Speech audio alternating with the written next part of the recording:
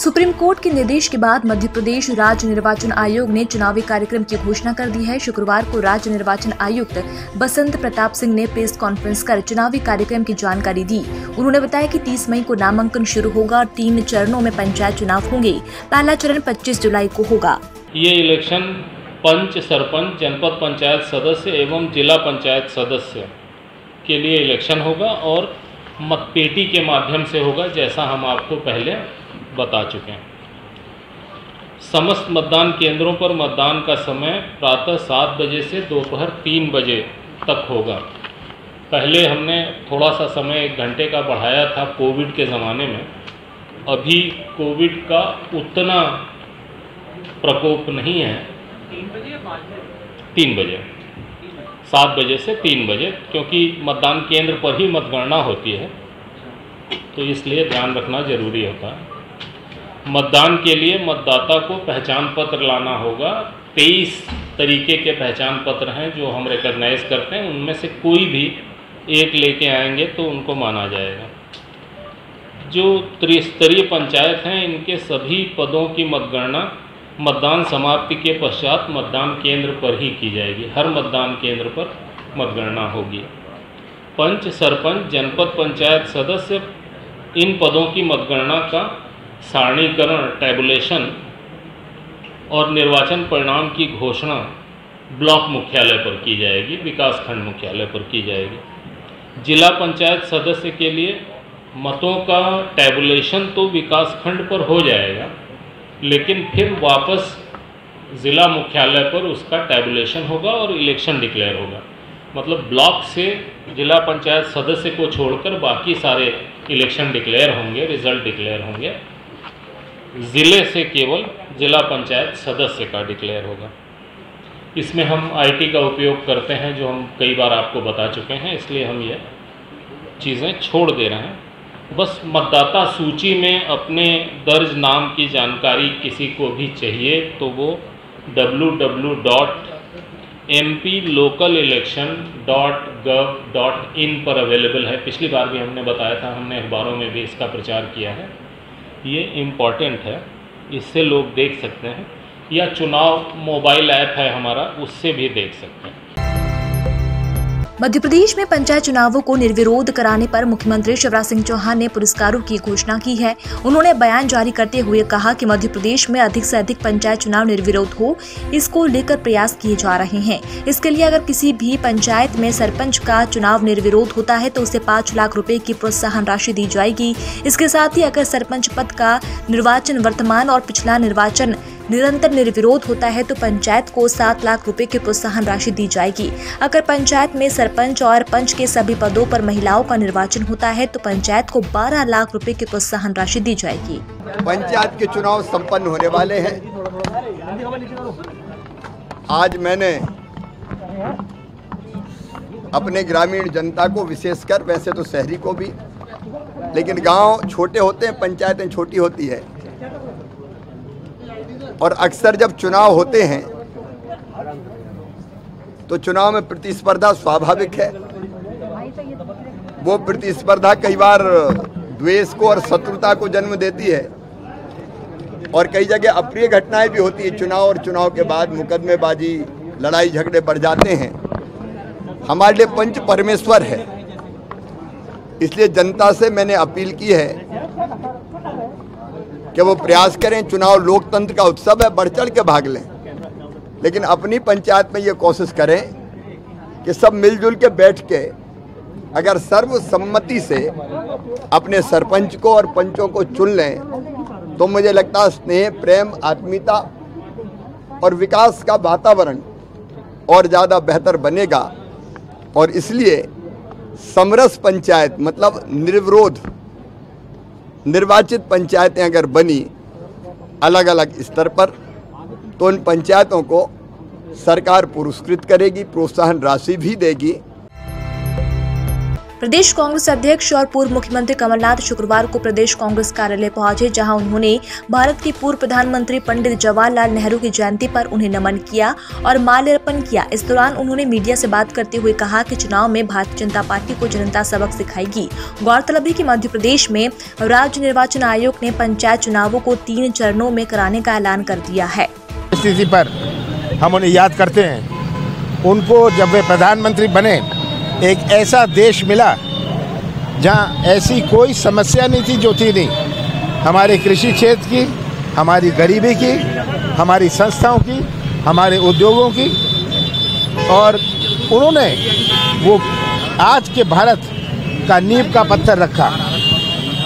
इसलिए आज हम बड़े गर्व से कह सकते हैं हमारे पास एम्स है, IIT है।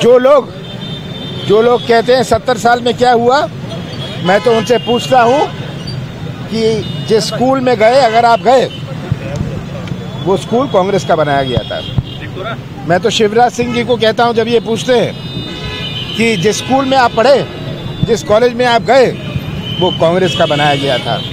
तो आज पंडित जवाहरलाल नेहरू जी को हम नमन करते हैं, प्रणाम करते हैं कि उन्होंने देश की नींव रखी थी जब वे प्रधानमंत्री बने।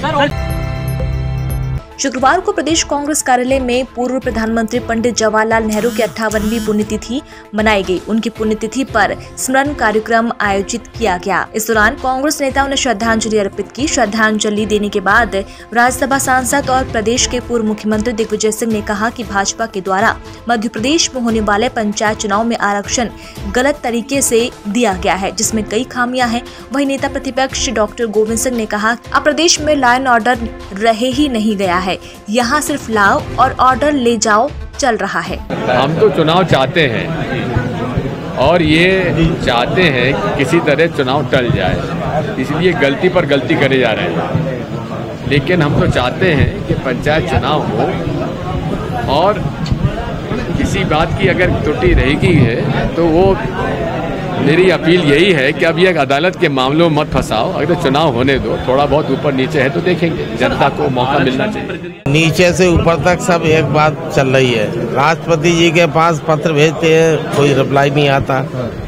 हमारे माननीय PC शर्मा जी ने राष्ट्रपति महोदय से टाइम मांगा है, अभी तक कोई टाइम उनको दिया नहीं। अगर राष्ट्रपति महोदय हम सब लोगों को मिलने का टाइम देंगे तो प्रतिनिधिमंडल हम लाके मध्य प्रदेश में जो घटना घट रही उनके बारे में उनसे मिलकर निवेदन करेंगे कि कुछ ना कुछ रास्ता निकालें। पूरा प्रदेश चौपट, लॉ एंड ऑर्डर। अब तो लॉ बचाए, ले आओ और ऑर्डर ले जाओ।